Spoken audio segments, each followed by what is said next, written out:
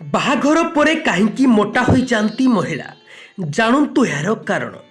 ଭାରତୀୟ ସମାଜରେ ବିବାହ ହେଉଛି ଏକ ପବିତ୍ର ବନ୍ଧନ। ବିବାହ ପରେ ଉଭୟ ପୁଅ ଓ ଝିଅଙ୍କର ଜୀବନଶୈଳୀରେ କିଛିଟା ପରିବର୍ତ୍ତନ ହୋଇଥାଏ। ବିଶେଷ କରି ଝିଅମାନଙ୍କ ମାନସିକ ଓ ଶାରୀରିକ କ୍ଷେତ୍ରରେ ବହୁତ କିଛି ପରିବର୍ତ୍ତନ ଦେଖିବାକୁ ମିଳିଥାଏ। ଆମେ ସାଧାରଣତଃ ଦେଖିବାକୁ ପାଉ ଯେ କିଛି ଝିଅମାନେ ବାହାଘର ପରେ ଅଧିକ ସୁନ୍ଦର ଓ ମୋଟା ହୋଇଯାଇଥାନ୍ତି। ଏପରି ପରିବର୍ତ୍ତନ ପଛରେ ଅନେକ କାରଣ ରହିଛି। ଆସନ୍ତୁ ଜାଣିବା ସେହି କାରଣଗୁଡ଼ିକ ବିଷୟରେ। ଆଜିର ଆଧୁନିକ ଯୁଗରେ ବହୁ ଲୋକେ ବିଳମ୍ବରେ ବିବାହ କରୁଥିବା ଦେଖାଯାଉଛି। ସ୍ୱାସ୍ଥ୍ୟ ବିଶେଷଜ୍ଞଙ୍କ ମତ ଅନୁଯାୟୀ ପାଖାପାଖି 30 ବର୍ଷ ବୟସରେ ବିବାହ କରୁଥିବା ଝିଅମାନଙ୍କର ମେଟାବଲିମ୍ ନାମକ ହାର ହ୍ରାସ ପାଇଥାଏ। ଫଳରେ ଏହା ଓଜନ ବୃଦ୍ଧିରେ ସହାୟକ ହୋଇଥାଏ।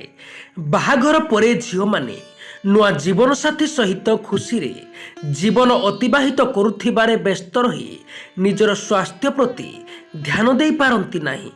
ଫଳରେ ସେମାନେ ମୋଟା ହୋଇଯାଇଥାନ୍ତି। ବିବାହ ପରେ ଶାରୀରିକ ସମ୍ପର୍କ ରକ୍ଷା କରିବା ଦ୍ୱାରା ଝିଅମାନଙ୍କ ଶରୀରରେ ହରମୋନରେ ପରିବର୍ତ୍ତନ ଘଟିଥାଏ। ଏହି ହରମୋନ ଯୋଗୁଁ ସେମାନଙ୍କର ଓଜନ ବୃଦ୍ଧି ଘଟିଥାଏ।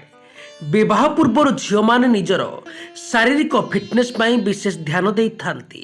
ମାତ୍ର ବିବାହ ପରେ ପରିବାରରେ ଅନେକ କାର୍ଯ୍ୟ ସେମାନେ ତୁଲାଇଥାନ୍ତି। ଫଳରେ ନିଜର ଖାଦ୍ୟପେୟ, ଶାରୀରିକ ଯତ୍ନ ଆଦି ପ୍ରତି ଅବହେଳା ସେମାନଙ୍କର ସ୍ୱାସ୍ଥ୍ୟ ପରିବର୍ତ୍ତନର ଅନେକ କାରଣ ସାଜିଥାଏ।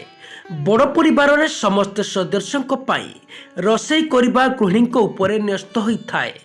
କିନ୍ତୁ ଗୃହିଣୀ ବଳକା ଖାଦ୍ୟକୁ ନ ଫୋପାଡ଼ି ନିଜେ ଖାଇ ନିଅନ୍ତି। ଏପରି ଖାଇବା ଅଭ୍ୟାସ ଦୀର୍ଘଦିନ ଜାରି ରହିବା ଗୃହିଣୀମାନଙ୍କ ପାଇଁ ମୋଟାପାର ଅନ୍ୟତମ କାରଣ। ଦର୍ଶକ ବନ୍ଧୁ, ଭିଡ଼ିଓଟି ଭଲ ଲାଗିଲେ ନିହାତି ଗୋଟିଏ ଲାଇକ୍ କରନ୍ତୁ ଏବଂ ଚ୍ୟାନେଲଟିକୁ ନୂଆ ଆସିଥିଲେ ଚ୍ୟାନେଲଟିକୁ ସବସ୍କ୍ରାଇବ୍ କରନ୍ତୁ।